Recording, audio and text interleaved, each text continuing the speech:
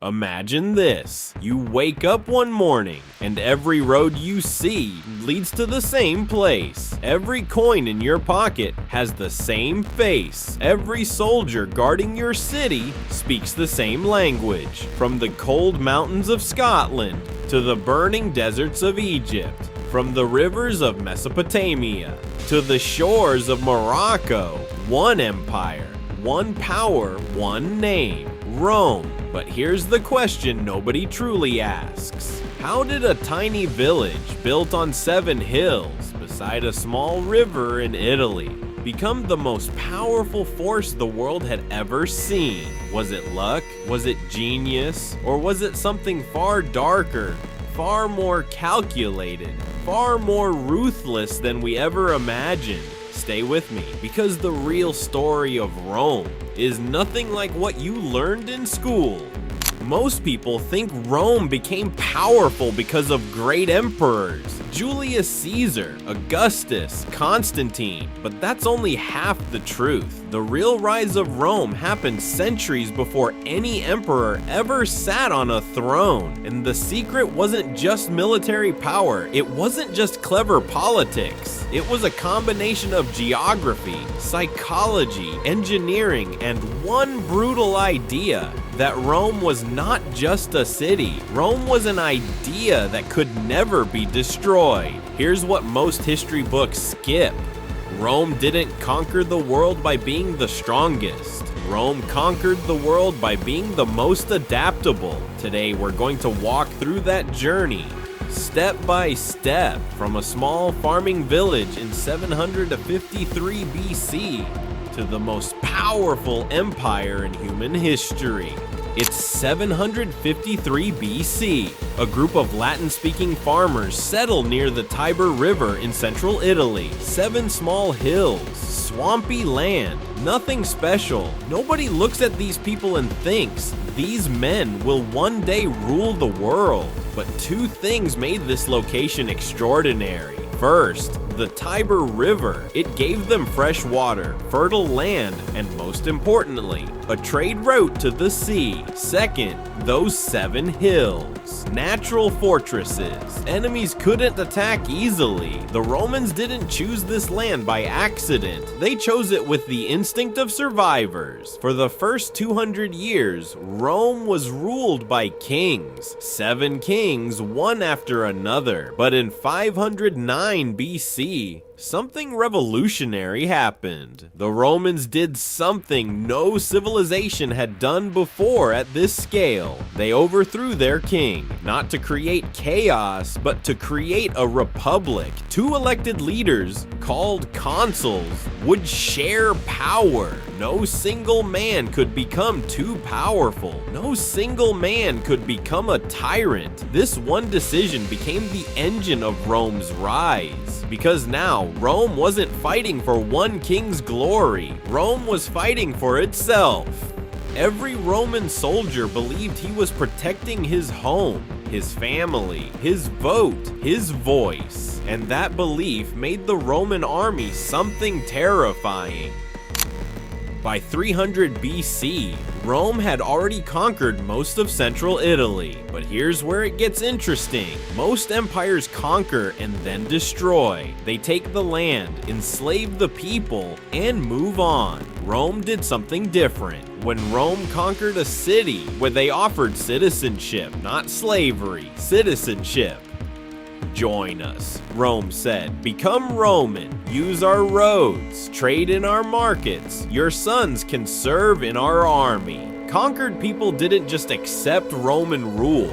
They wanted it. They became Roman. They fought for Rome. Every new conquest didn't just add territory. It added soldiers, farmers, craftsmen, and engineers to the Roman machine. Rome wasn't growing despite its conquests. Rome was growing because of them.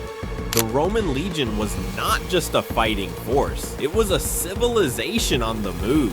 Each legion carried engineers, doctors, cooks, priests, and surveyors. When they stopped to camp, they built a fort in hours. Perfect grid layout, walls, gates, ditches, every single time. in rain, in snow, in desert heat. But here's the detail most people miss. The Roman army didn't just win battles, it won the battles after the battles.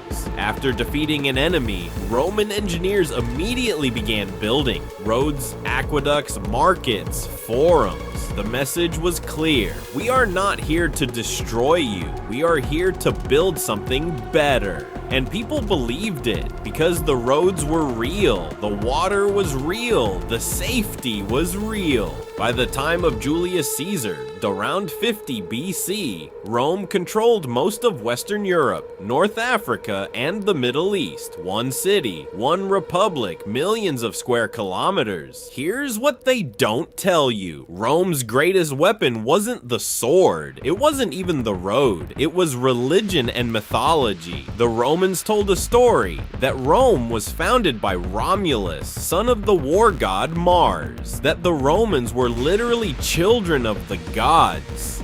Every military victory was proof that the gods wanted Rome to rule. This wasn't just propaganda. The Romans believed it deeply, completely, and when soldiers believe they are fighting with divine purpose, they fight differently. They die differently. They never truly surrender. There's another secret most people don't know. The Roman Senate had no official power to command armies, yet it controlled everything. How? Through money and reputation. If the Senate approved of you, you had funding, glory, and power. If the Senate turned against you, you were finished. This tension between military power and political power was actually the fuel that kept Rome competitive for centuries. Every general wanted to prove himself. Every senator wanted to be remembered forever. And Rome benefited from all of it. Here's the truth that changes everything. Rome didn't rise because it was invincible. Rome rose because it learned from every single defeat. In 390 BC, the Gauls invaded Rome. They burned the city to the ground. The Senate fled. The streets ran with Roman blood. Most civilizations never recover from something like that. Rome rebuilt, stronger, with better walls, with a new military strategy. In the Second Punic War, Hannibal crossed the Alps with war elephants and defeated Rome in 3 massive battles. Over 70,000 Romans died at the Battle of Cannae, one single day. It was the worst military defeat in Roman history, and Rome's response? They didn't surrender, they didn't negotiate. They raised new armies, they changed their tactics, they took the war to Africa, and they won. This is the real secret of Rome: resilience. Not just physical resilience, but institutional resilience. The Republic, the laws, the Senate, the roads, the culture. These things continued even when armies fell. Rome wasn't a person who could be killed. Rome was a system, and systems are much harder to destroy than men.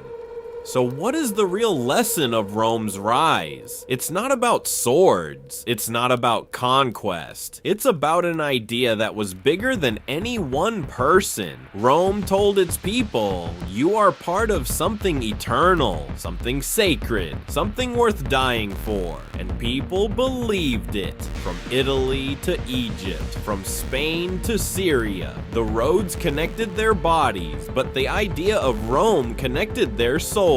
Every empire that has ever risen, Rome, Persia, Mongol, British, they all followed versions of the same formula: geography, military innovation, political flexibility, and above all, a story worth believing in. Rome's story was so powerful that even after the Western Empire fell in 476 AD, the Eastern Roman Empire continued for another 1,000 years. Even today, our laws, our language, our architecture, our calendar, our very idea of what a republic should be, all of it carries the fingerprints of Rome. Rome didn't just conquer the ancient world. Rome built the world we still live in. And perhaps That is the greatest conquest of all. All roads lead to Rome, but Rome leads to everything.